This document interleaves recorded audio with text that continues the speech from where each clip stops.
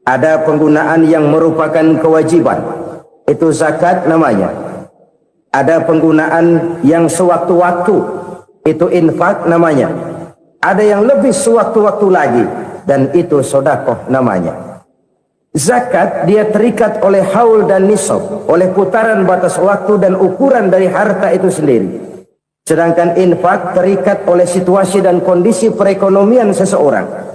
Sedangkan sedekah tidak terikat dengan apapun. Dalam kondisi seperti apapun kita bisa melakukan sedekah dengan yang terkecil sekalipun. Sampai-sampai Rasulullah sallallahu alaihi wasallam mengajarkan, la tahqiranna minal ma'rufi syai'an walau an talqa akhaka biwajhin talik. Atau ada hadis, tabassumuka fi wajhi akhika laka sedekah. Senyumanmu kepada temanmu adalah sedekah. Jadi untuk melakukan sedekah tidak harus dalam berbentuk uang.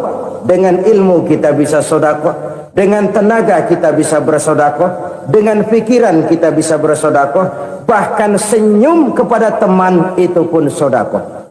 Jadi kalau sedekah dengan uang memang belum punya uang, nyengir aja banyakin. Itu asal pada tempatnya, jangan lalu ketemu tiang listrik cengengesan. Tentu tidak pada tempatnya dan tidak wajar. Nah, sedekah yang paling dicintai Allah adalah sedekah yang disembunyikan. Artinya jauh dari sifat riya. Kan kadang-kadang ada orang sedekah itu disebutkan namanya. Apa tidak bagus? Kalau memang niatnya ikhlas, ya bagus-bagus saja. Untuk memberikan sugesti kepada yang lain. Si Fulan bin Fulan nyumbang sekian, diumumkan. Boleh kalau niatnya untuk memberikan rangsangan kepada yang lain supaya dia menyumbang lebih besar dari orang tadi. Tapi kalau itu mendatangkan riya, maka sedekah yang paling dicintai Allah adalah sedekah yang disembunyikan. Tangan kiri saja tidak tahu apa yang diberikan oleh tangan kanan. Sedekah yang dilakukan dengan ikhlas akan merupakan perbendaharaan surga, tersembunyi dari pandangan orang lain, tidak seorang pun tahu. Karena memang sikap yang baik adalah melupakan kebaikan dan mengingat kesalahan. Itu salah satu ciri orang bahagia. Orang yang selalu mengingat kesalahannya dan berusaha melupakan segala kebaikannya. Kalau dia akan ada kebaikan, dia tidak bisa ikut, dia merasa rugi karena dia merasa belum pernah berbuat baik. Tapi kalau akan melakukan kesalahan baru, dia ingat kesalahan yang sudah-sudah, sehingga terhalang baginya untuk melakukan satu kesalahan baru. Demikianlah saudara-saudara, bahwa Allah melebihkan rizki sebagian kita dari yang lain, agar terjadi tolong-menolong dalam kehidupan ini. Jadi kesenjangan yang nature, kesenjangan yang alami, itu sunnatullah. Ada yang kaya, ada yang miskin, ada yang kelas menengah. Nah, kenapa lalu sekarang kita berusaha mengentaskan kemiskinan? Oleh karena adanya kesenjangan struktural. Kalau yang kaya bisa semakin kaya, kenapa yang miskin tidak bisa naik jadi ikut sedikit kaya? Sebab pada dasarnya Islam adalah agama yang sejak turunnya sudah berupaya memerangi kemiskinan. Bahkan dikatakan kemiskinan itu mendekatkan kepada kekufuran. Orang kalau miskin udah dekat banget sama kafir. Gampang menjadi kafir. Berapa banyak saudara-saudara kita yang oleh karena soal perut, oleh karena soal materi, terpaksa meninggalkan dan menanggalkan akidahnya. Menjual petunjuk yang diberikan Allah dengan kesenangan dunia yang cuma sebentar ini. Na'udzubillah, thumma na'udzubillah. Jadi makin kita sembunyikan satu sedekah, semakin banyak perbendaharaan kita di surga. Sedekah yang paling dicintai Allah adalah sedekah yang disembunyikan. Malahan ada seorang sufi, dia punya kebiasaan kalau pergi sholat Jumat dia bawa uang, itu uang dia taruh di bawah tikar masjid. Dia niat sedekah kepada siapa saja yang nemuin itu duit. Maksudnya apa? Supaya yang nemuin nggak tahu siapa yang punya duit. Demikian dia saking ingin menyembunyikan sedekahnya. Karena sifat riya itu bisa memakan amal kita sendiri. Ria itu termasuk menyebut-nyebut kebaikan kita. Orang yang suka nepuk dada, sedikit-sedikit ngitungnya kalau enggak gua. Tuh kalau enggak gua tuh. Tuh yang belah situ, kalau enggak gua, kalau enggak gua. Iya, kalau enggak lu kenapa emang? Orang yang suka menepuk jasad. Tuh, biasanya memang begitu, saudara-saudara. Kalau perang lagi berkecamuk, orang enggak sempat ngaku jadi pahlawan. Tapi begitu perang selesai, yang kagak kenal bedil ngaku pahlawan, Mas. Itu sesuatu yang biasa. Oleh karenanya, orang-orang yang ikhlas dalam bersedekah, disembunyikannya sedekah itu Allah cinta betul. Malahan ada hadis memberikan jaminan, inna shadaqatal mar'il muslimi tazidu fil umri wa tadfa'u mitatas su'i. Sesungguhnya sedekahnya seorang mukmin tazidu fil umri, bisa menambah umur panjang, wa tadfa'u mitatas su'i, dan menyelamatkan manusia dari mati secara su'ul khatimah. Jadi siapa yang kepengen panjang umur, banyaklah sedekah. Yang bosan hidup, pelit terus. Sedekah menambah panjang umur dan menyelamatkan manusia dari mati secara su'ul khatimah. Pak, katanya umur itu nggak bisa ditambah, nggak bisa dikurangin. Kapan? Kalau ajal sudah datang. Fa idza jaa ajaluhum la yastakhiruna sa'atan wa la yastakdimun. Kalau ajal datang tidak bisa dimajukan, tidak bisa dimundurkan. Itu kalau ajal sudah datang. Tidak bisa lagi umur ditambah dikurangi, sudah datang. Tapi kalau belum datang, itu kan haknya Allah. Mau ditambah, mau dikurangi, hak prerogatif Allah. Sebagai pencipta manusia, Allah Maha Kuasa dan Maha Mampu. Sedekah ini menambah panjang umur dan menyelamatkan manusia dari mati secara su'ul khatimah. Itu orang mati kan sama ya, kondisinya mati, nggak nafas. Tapi hakikat mati kan lain-lain. Ada yang mati itu husnul khatimah, baik akhirnya. Misalnya lagi ngaji mati, lagi sholat mati, lagi sedekah mati. Ini yang dinamakan dengan husnul khatimah, baik di akhirnya. Sebaliknya ada yang su'ul khatimah, jelek di akhirnya. Ini yang jadi catatan akhir. Lagi nyekek botol, mampus. Lagi banting kartu, modar. Su'ul khatimah, jelek pada akhirnya. Sedekah menyelamatkan manusia dari mati secara su'ul khatimah. Dan kita semua kepengen mendapat husnul khatimah, jauh dari su'ul khatimah. Oleh sebab itu yang bisa menyelamatkan kita dari penyakit itu antara lain adalah sedekah yang disembunyikan. Yang dikerjakan dengan ikhlas karena Allah. Tidak karena kepengen dipuji orang.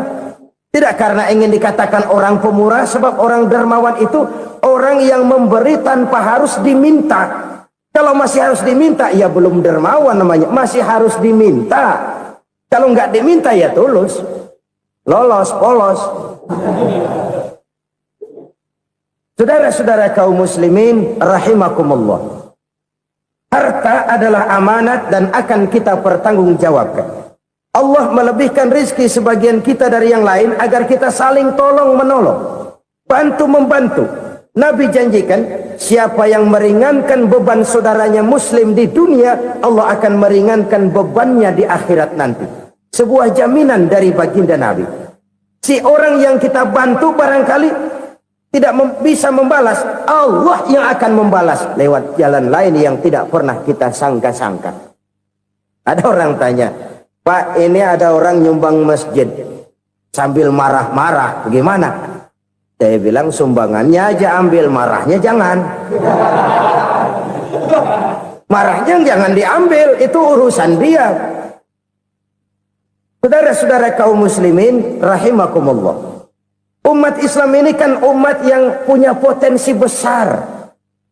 Kadang kita merenung, kenapa kadang-kadang pembangunan masjid kok lambat sekali? Kalau hotel hari ini peletakan pertama, bulan depan peresmian. Supermarket hari ini peletakan batu pertama, minggu depan peresmian. Tapi kalau sudah yang namanya masjid, kadang-kadang peletakan batu pertama sekaligus jadi batu terakhir. 3 tahun, 4 tahun, campur nebar jalak di jalanan, duit dijaring kayak ikan sepat. Apa tidak ada orang Islam yang kaya? Banyak. Apa tidak ada pengusaha muslim yang jadi konglomerat? Ada. Lalu yang belum banyak itu yang komit terhadap nilai-nilai agamanya. Akhirnya kita jatuh jadi umat yang lemah. Belum ada pengusaha konglomerat muslim buka pabrik supermi cap bedug misalnya umpamanya atau pabrik kecap cap sorban supaya identitas keislamannya sedikit kelihatan. Kita jatuh jadi umat yang lemah karena potensi tidak terinventarisir dengan baik. Kita ini ibarat kompor yang cuma matengin nasi orang lain. Potensi kita dimanfaatkan oleh orang lain. Ukhuwah Islamiyah kita baru terbatas kepada silaturahmi. Ukhuwah di bidang ekonomi kita lemah. Ukhuwah di bidang kebudayaan kita lemah. Apalagi ukhuwah di bidang politik kita lebih rapuh lagi. Padahal ukhuwah itu adalah totalitas kehidupan manusia. Menyangkut ipoleksos bud. Memerlukan nilai-nilai ukhuwah.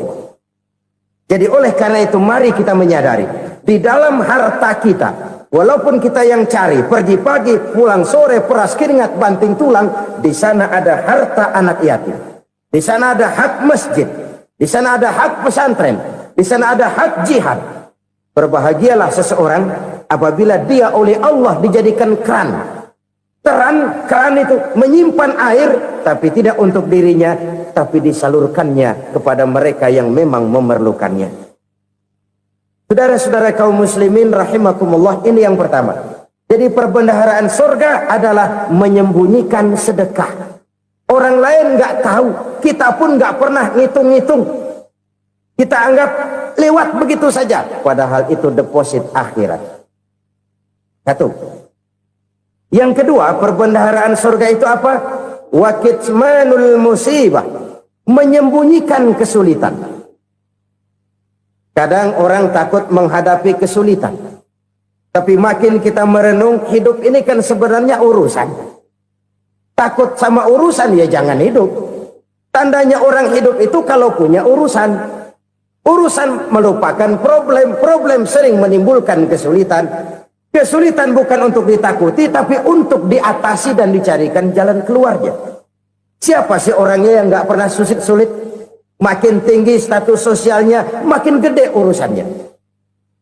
Makin tinggi kualitas imannya, makin berat tingkat kesulitannya. Cuma memang yang namanya enak itu seperti pelangi. Biang lala itu nggak pernah di atas kepala kita, di atas kepala orang melulu. Lo sih enak lo, kata kita. Dia juga bilang yang enak kan lo. Pelangi itu nggak pernah di atas kepala kita. Kata tukang beca, aduh enak ya naik Mercy. Kata tukang beca, apa yang di dalam mobil Mercy? Aduh enak bener tukang beca, di jok ngeringkuk ngorok pules bener. Saya kamar pakai AC sejuk, tempat tidur sutra empuk, alga spring bed, kulak kulik nggak bisa pules kalau belum minum Valium, belum tidur. Enak bener tukang beca, di jok ngorok nggak tahu wetan kulon. Si tukang beca bilang yang di Mercy enak, yang di Mercy bilang tukang beca enak. Inilah enak, nggak pernah di atas kepala kita, di atas kepala orang lain melulu enak itu. Nah saudara-saudara, yang merupakan perbendaharaan surga itu orang yang bisa menyembunyikan kesulitan, baik pribadi ataupun rumah tangga. Nih terutama rumah tangga yang jadi soalnya. Kadang-kadang kita ini kalau senang, sebaliknya kalau senang kita diam, kalem aja, cuek. Banyak banget duit kita bawaan, diam aja udah.